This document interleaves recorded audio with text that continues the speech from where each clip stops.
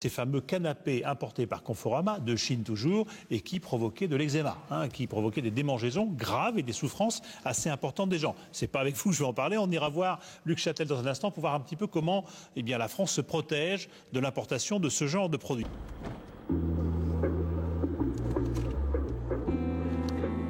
Un entrepôt anonyme quelque part en Bretagne. Bien à l'abri à l'intérieur, une cargaison très particulière. Des milliers de fauteuils chinois sur lesquels personne ne s'assiera jamais. Des fauteuils maudits de Conforama. Des fauteuils empoisonnés par de mystérieux petits sachets glissés dans les coussins à l'insu de Conforama. Pour trouver le poison, pas le choix, il faut détruire le fauteuil, sans garantie de résultat. Ah, en voilà un. En voilà un. Donc voilà le fameux sachet de diméthylfumarate, vous voyez, qui est situé dans la cotoire du produit. Il est marqué ne pas absorber, agent anti-moisissure. Le nom du produit n'est même pas indiqué. Un minuscule sachet de diméthylfumarate, ou DMF. L'origine d'un véritable cauchemar pour Conforama, et surtout pour plus de 500 personnes que le produit a gravement brûlé. Une molécule qui n'est pas autorisée dans l'Union européenne, mais qui est à l'origine du scandale sanitaire le plus retentissant de l'année. Comment ce poison interdit a-t-il fini caché au fond de fauteuils importés de Chine? Et pourquoi, malgré les alertes, les autorités n'ont-elles rien vu venir? Pour nous, tout ce qui était soi-disant contrôlé CE, ça devait être pur, ça devait poser aucun problème. Donc on n'a jamais pensé que ça pouvait être le fauteuil. Pour vous, il y avait l'estampille Oui, c'était un label soi-disant de qualité. Et en définitive, on s'est rendu compte que ça s'était passé à côté, quoi. Il n'y avait pas eu de contrôle. Leur histoire est emblématique. Ils ont acheté leur fauteuil le samedi 6 octobre 2007.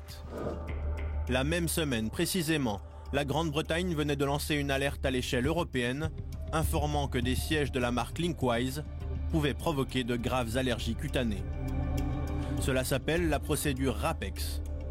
Dans chaque pays, les autorités sont chargées de la répercuter. En France, c'est le travail de la répression des fraudes. Nous retournons dans les entrepôts de Conforama. L'alerte, l'entreprise l'a bien reçue. Mais elle n'a servi à rien, car la répression des fraudes a tronqué le message. En version française, le nom du fabricant a disparu. À partir du moment où vous n'avez pas le nom du fournisseur, sachant que des fournisseurs chinois, il y en a des centaines sur ce type de produit, vous ne pouvez rien faire. En plus, vous ne savez pas ce que vous cherchez, puisqu'on parle d'une substance qui peut provoquer l'eczéma sans la citer. Donc pour nous, c'était absolument inutilisable. Et même si nous avons en interne une veille sur ce type d'alerte, nous ne pouvions systématiquement rien en faire. Le nom du fournisseur chinois est resté coincé ici, à Paris, au siège national de la répression des fraudes. Pour obtenir une interview du responsable de la communication, nous avons attendu plusieurs semaines. Mais ça en valait la peine. On a enfin pu lire cette fameuse alerte qui, dès octobre 2007, pointait du doigt l'entreprise Linkwise. Je pense au responsable qualité de Conforama qui regarde l'alerte RAPEX et qui dit « Si j'avais su au début de l'année que mon fournisseur était à l'origine de ces problèmes-là en Angleterre, je lui aurais demandé de m'expliquer. » Il n'a pas été en mesure d'avoir cette information et pourtant elle existait. Oui. C'est dommage. Oui.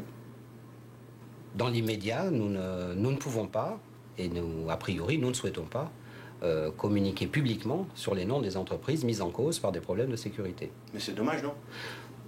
C'est ainsi, c'est la loi et c'est la protection de nombreuses considérations. Tout n'est pas aussi facile que ça. Voilà pour la position officielle. Son appréciation personnelle viendra après l'interview. Et puis qu'est-ce qui fait qu'en France on s'accroche à ça? Pourquoi est-ce qu'on... Parce que les entreprises sont très attentives à tout ça. Et que si on le fait pour les entreprises chinoises, il faudra aussi le faire pour les entreprises françaises. D'accord. Et là, ça va coincer fort.